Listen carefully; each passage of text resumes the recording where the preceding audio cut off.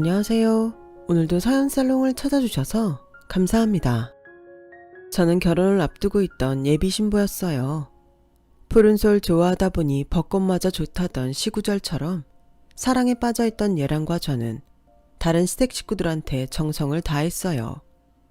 얘랑과 한 배에서 나왔는데도 달라도 너무 다른 시누이에 나이값도 못하는 시부모까지 처음 예비 시댁 식구들을 보고는 멘붕에 빠졌더랬어요. 이런 사람들과 어떻게 앞으로 얼굴 보고 살까 생각하니 아찔했거든요. 안 좋은 예감은 틀리지 않는다고 시간이 갈수록 내가 발을 잘못 들였다는 걸 깨닫게 되었죠. 이거는 해서는 안 되는 결혼이었거든요. 얘랑과 제가 만난 건 그러니까 3년 전 제가 막 사원딱지를 떼고 대리로 승진하던 때였어요. 승진 축하를 하려고 회사 근처 술집에 자리를 잡았는데 하필 거기서 작은 실랑이가 벌어졌지 뭐예요. 저희 부서 직원이 술이 과해서 옆자리 여자 손님 옷에 술을 쏟았는데 피해를 당한 여자분이 분풀이로 저희 직원 얼굴에 술을 끼얹으면서 일이 크게 번지게 된 거였죠. 제 승진 축하 자리에서 벌어진 일이라 제가 나서서 상황을 정리했고 상대편 역시 동행한 남자분이 나서서 여자를 진정시키기에 바빴어요. 결국 화가 난 여자는 자리를 박차고 나가고 말았죠. 그런데 동행인 남자가 따라 나갈 생각은 않고 빙그레 웃으며 제게 그러지 뭐예요. 덕분에 소개팅 깰 명분이 생겼네요. 감사 인사 겸 제가 술 사도 될까요? 사실 원치 않는 소개팅 자리였어요. 저희 회사 부장님 부탁이라서 거절도 못하고 나왔는데 저랑은 안 맞는 사람이었거든요. 어떻게 거절하나 고민하던 차에 그쪽에서 이렇게 상황 정리를 해줬으니 저도 보답을 해야죠. 저랑 술 한잔 하시죠. 생각지 못한 제안에 잠시 머뭇거리긴 했지만 싫지는 않더라고요. 어차피 저희 쪽도 술판이 깨진 터라 자리를 옮겨 가볍게 한 잔 더 하는 것도 나쁘지 않을 것 같았거든요. 상대 남자도 마음에 들었고요. 그렇게 성사된 술자리에서 시작된 만남은 얼마 지나지 않아 연인 사이로 변하게 되었고 3년이나 연애를 하게 되었어요. 그러다 결혼 얘기가 나오게 된 건 지난해 초였어요. 우리 둘 다 30을 넘긴 나이라서 양가 부모님들은 결혼 얘기가 나오자 환영하는 분위기였어요. 얘랑도 저도 안정된 직장에 다니며 적지 않은 연봉을 받고 있는 터라 양가에서 딱히 반대할 이유도 없었죠. 어차피 부모님들께 손 안 벌리고 우리 힘으로 시작할 생각이었던지라 신혼집이며 혼수, 예단 걱정도 하지 않고 있었고요. 요즘 대부분 예비 부부들이 그렇듯 저희도 결혼 비용을 반반 부담해서 진행할 생각이었거든요. 우리 나름대로는 결혼에 대비해 꽤 준비가 됐다고 생각해서 양가 부모님 허락만 받으면 되겠다고 생각했어요. 어디까지나 형식적인 차원이었죠. 그런데 세상 일은 계획한 대로 되지 않더라고요. 적어도 일륜주 대사라고 하는 결혼은 말이죠. 지금껏 우리 둘 다 실패 없는 인생을 살아와서 결혼 역시 쉽게 생각했던 모양이었어요. 얘랑도 저도 어릴 때부터 공부 꽤나 한다는 소리 들어가며 상위권 대학에 들어가 큰 어려움 없이 대기업에 입사했으니 고생에 대해 뭘 알겠어요. 결혼도 우리 계획대로 진행되리라 당연히 생각해 왔던 거죠. 그러다 암초를 만나게 된 거고요. 얘랑을 따라 예비 시부모님을 만나러 간 날, 저는 처음으로 얘랑이 낯설게 느껴졌어요. 제가 알고 있던 평소 얘랑과는 너무도 어울리지 않는 사람들이 제 눈앞에 나타났으니까요.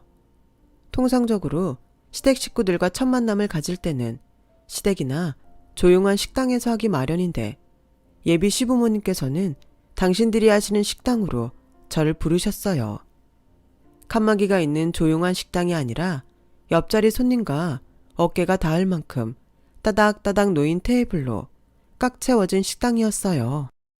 게다가 손님이 어찌나 많은지 식당 내부는 옆자리 사람 말소리도 제대로 들리지 않을 정도로 시끄럽더라고요.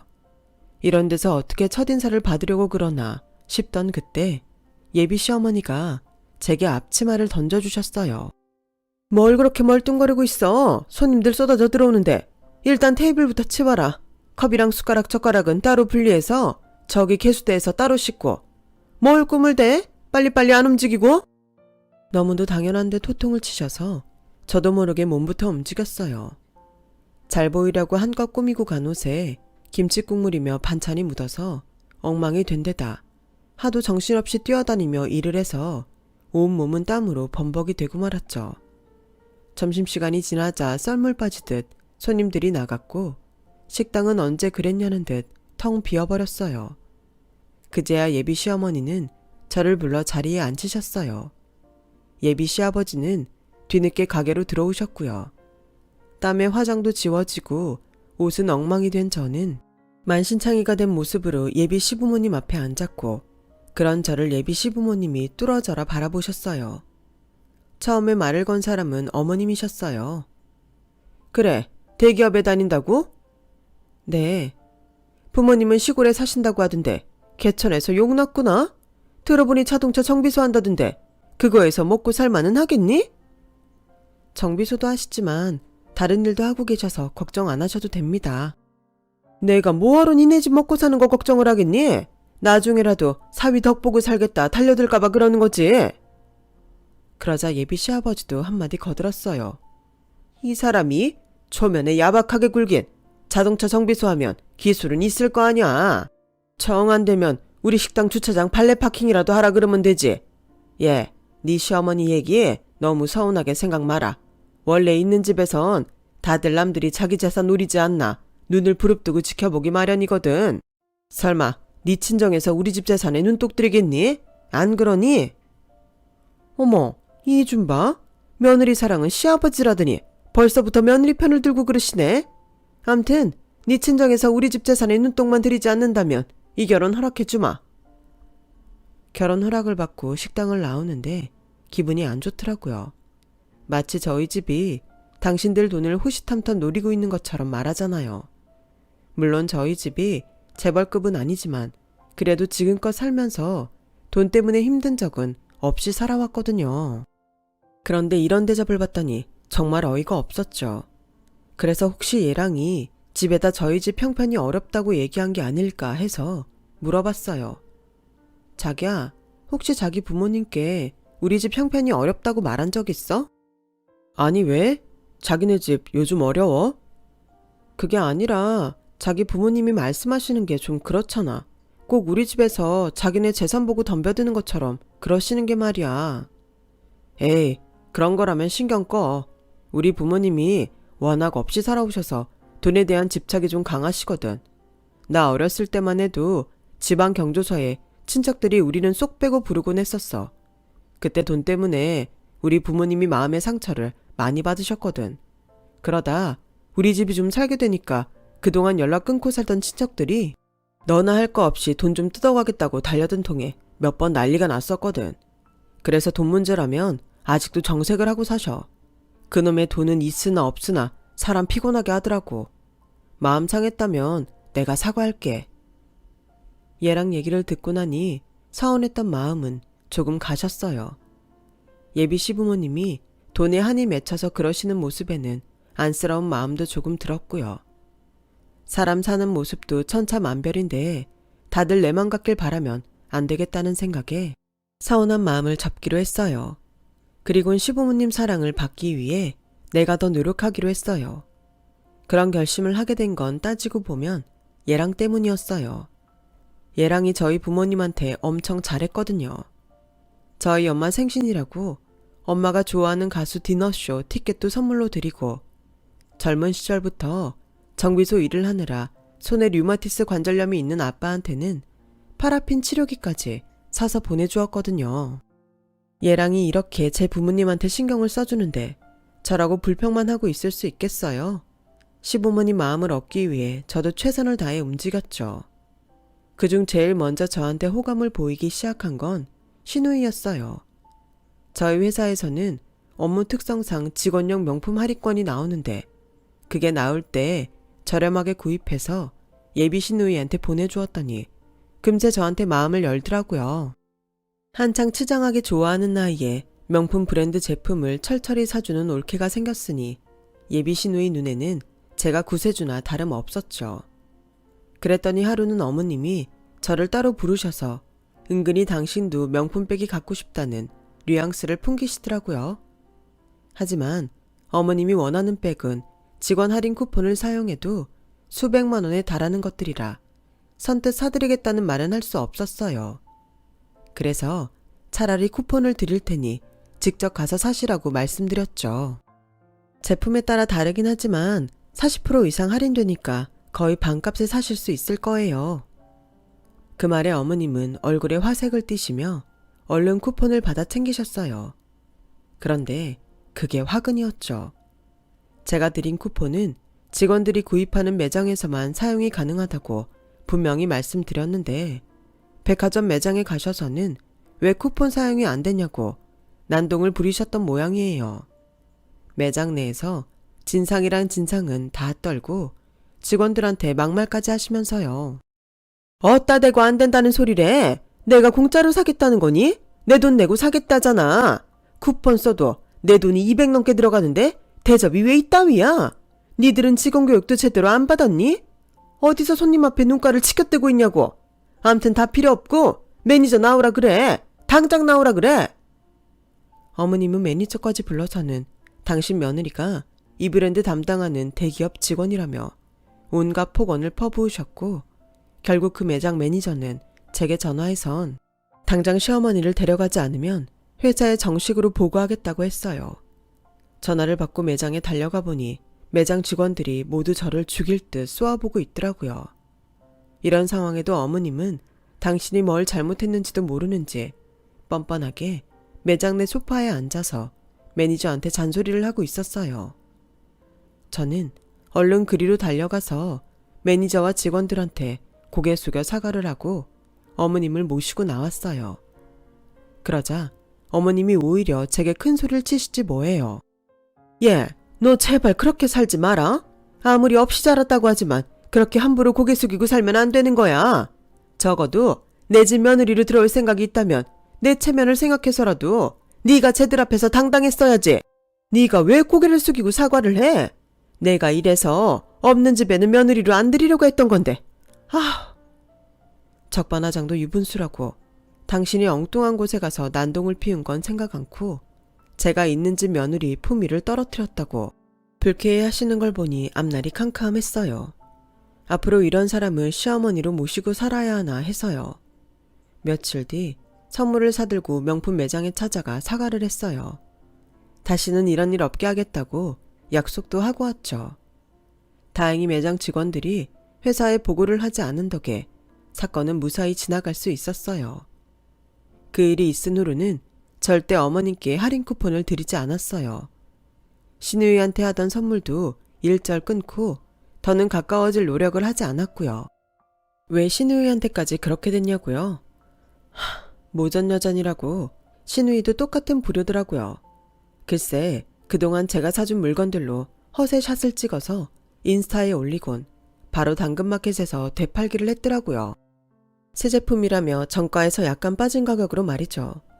선물한 순간부터 제 손을 떠난 건데 되팔기를 하든 말든 무슨 상관이냐고 할지 모르지만 선물 준 사람으로서 기분이 나쁜 건 사실이에요. 직원가로 할인받아 산 물건인데 그걸 정가에 가까운 가격에 파는 행위도 마음에 들지 않았고요. 혹여 회사에 이런 사실이 들어가면 괜히 저 때문에 다른 직원들까지 피해를 입을지 모른다는 생각에 조금 겁이 나기도 했어요. 아무튼 예비 시어머니와 신우이랑 가깝게 지내려던 계획은 실패였어요. 제 얘기를 들은 친구들은 하나같이 이구동성으로 그러더라고요. 시댁 식구들과 가족이 되겠다는 생각은 일찌감치 집어치우라고요. 어느 정도의 거리를 두고 욕먹지 않을 만큼만 거리 유지하고 사는 게 최선이라고 말이죠. 시댁 식구들은 또 하나의 가족이 아닌 또 하나의 다른 가족이다 라고 생각하고 살라고요.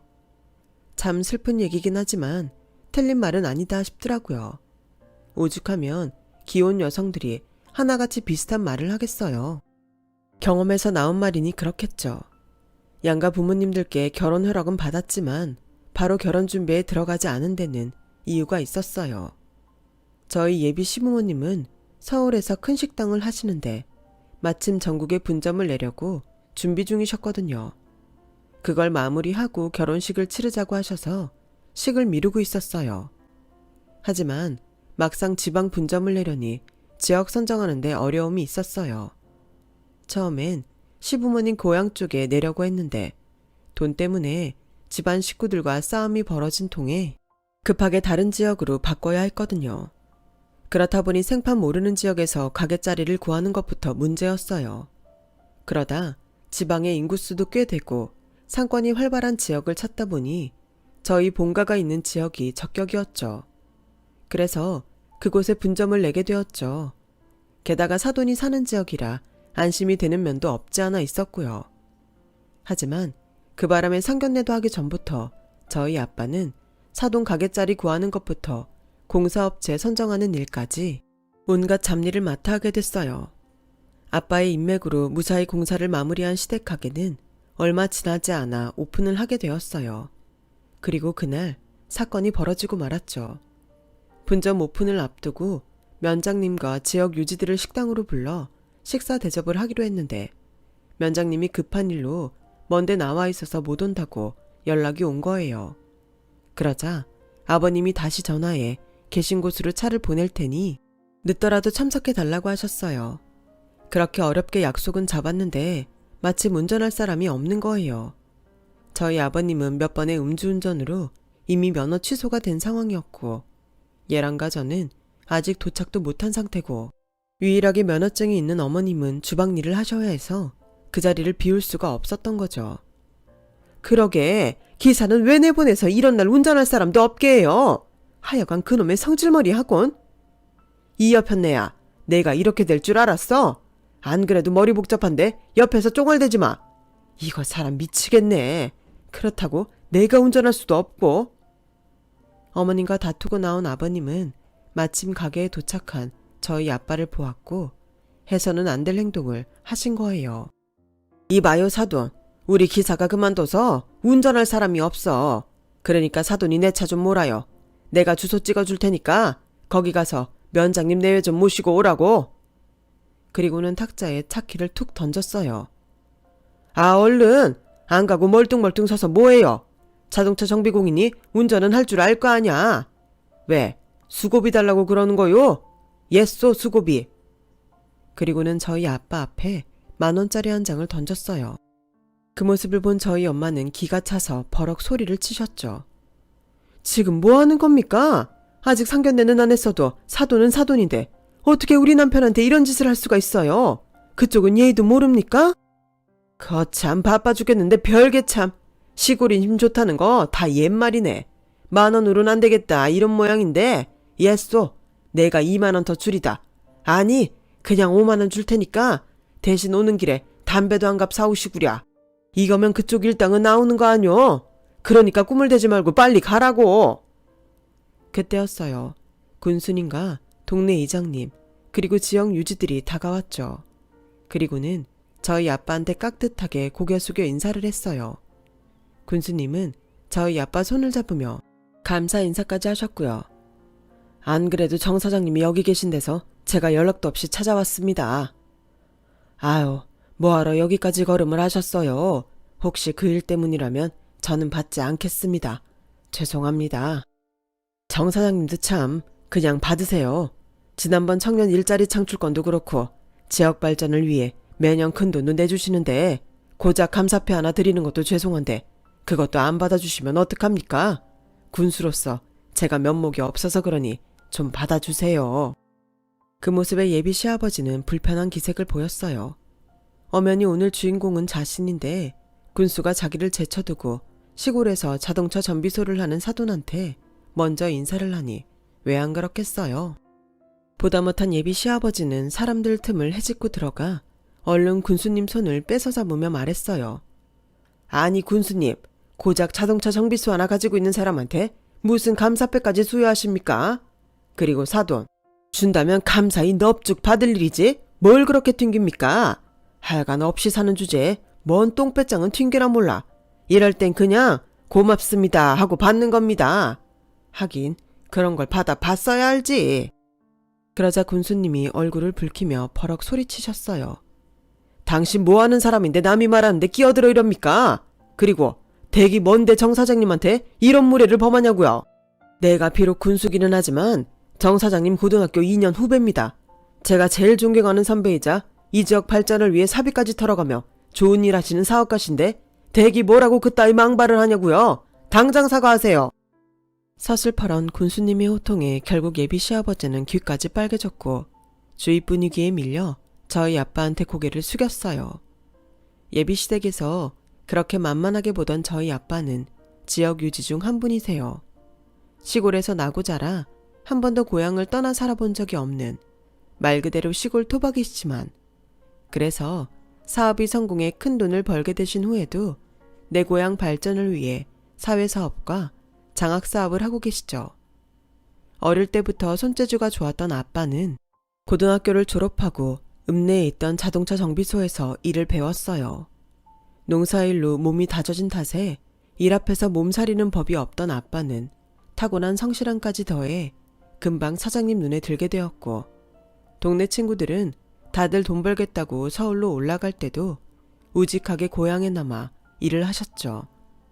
그러다 군대에 다녀온 뒤로는 저희 큰아빠와 함께 정비소를 인수해서 정비소 운영을 하시다가 운수사업으로 사업을 확장하셨고 사업체가 너무 커지자 현재는 형제들이 지역별로 나눠서 운영하고 계세요. 그중 가장 큰 사업체를 거느린 사람이 저희 아빠예요. 저희 예랑이 집에다 저희 아빠에 대해 뭐라고 말했는지는 모르겠지만 시골에서 자동차 정비소를 했다는 말만 듣고 그동안 저희 집을 무시했던 것 같아요. 그러게 사람 직업만 듣고 섣불리 무시하면 이런 꼴을 당하게 되는 거죠.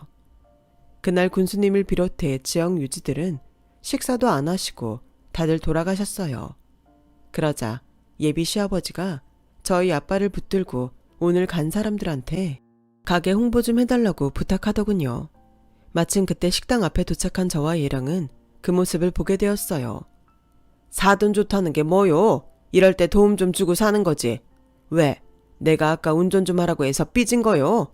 그땐 내가 그쪽이 자동차 정비소 하는 줄 알고 그런 거잖소. 알았어요. 내가 아까 일은 사과할 테니 나 좀 도와주시구랴. 나도 서울이면 사돈한테 이런 부탁 안 합니다. 시골 촌구석이라 입소문 내는 게 힘드니 어쩌겠소.